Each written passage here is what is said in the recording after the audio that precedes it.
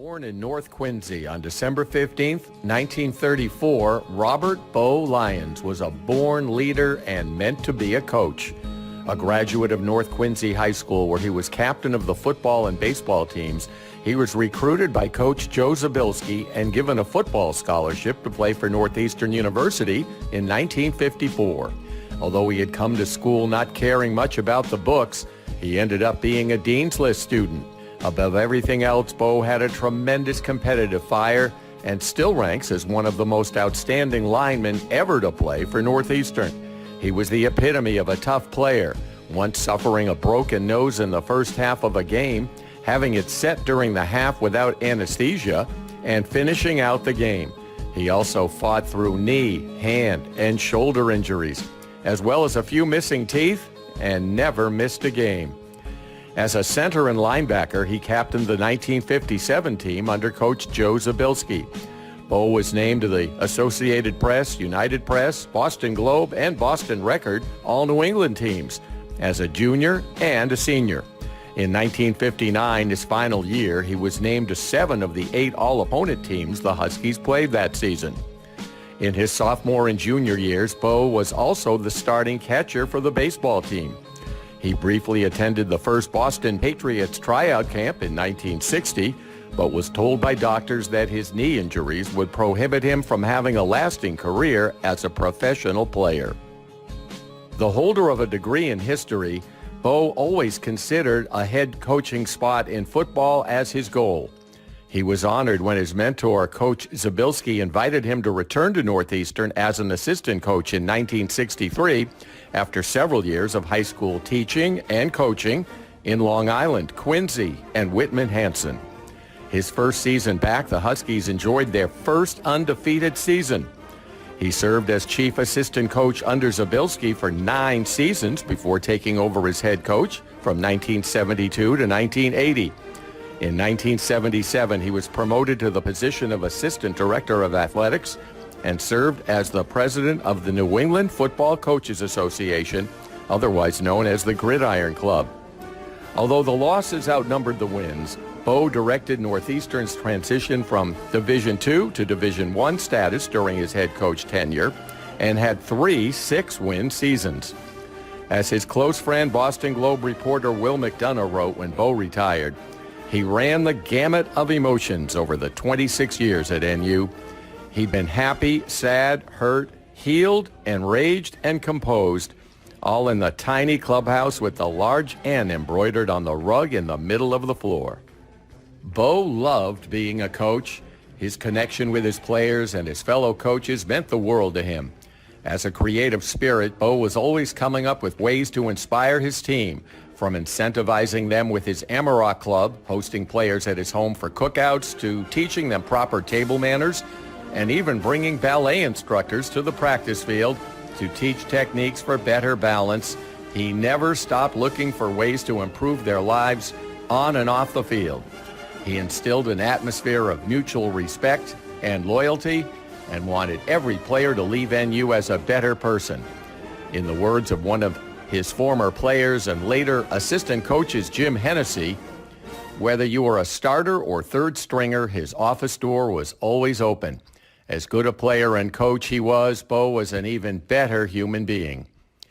After retiring from coaching in 1980, Bo moved into a new position as Assistant Dean of Administration for the university, where he continued to have a strong influence on athletes and students alike.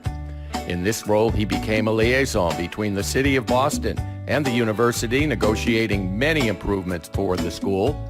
Through his connection with his friend Bill Casey, who was then president of Coca-Cola, he was able to acquire scoreboards for the athletic department.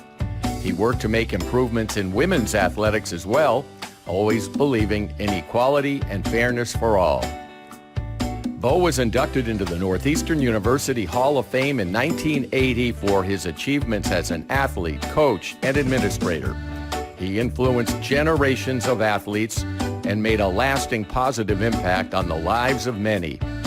A man of faith, Bo exuded love in everything and everyone he touched. His family always came first, with his high school sweetheart, wife Judy, always by his side as his #1 assistant coach and head cheerleader, and his 4 children, Tracy Lee, Michael, Scott, and Meg, in the stands at every game. His team was his second family, his coaches as brothers, his players as sons, and the cheerleaders as daughters, literally and figuratively. And the bonds he made as coach stayed true throughout his entire life. He followed their lives and careers, sharing in their achievements and suffering along with them in their losses.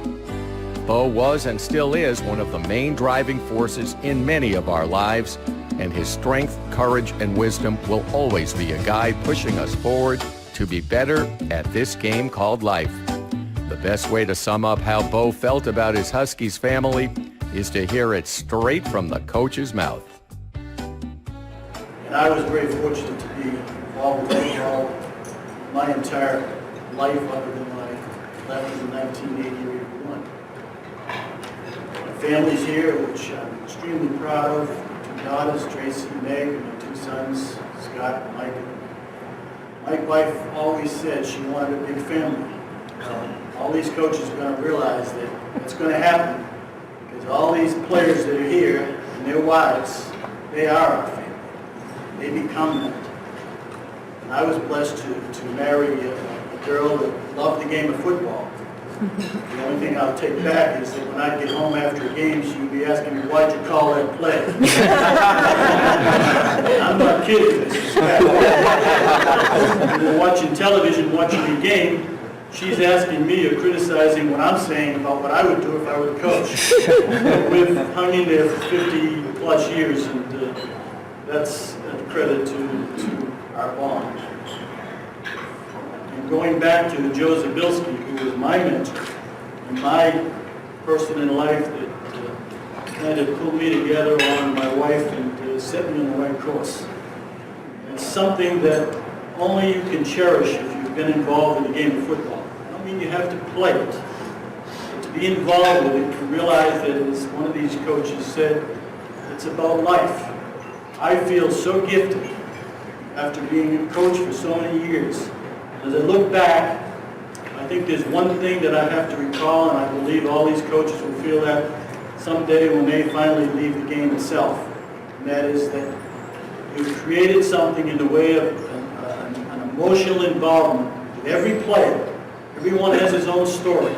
Some a little more humorous than others, some a little bit more emotional than others, but they're there and they'll never be taken away.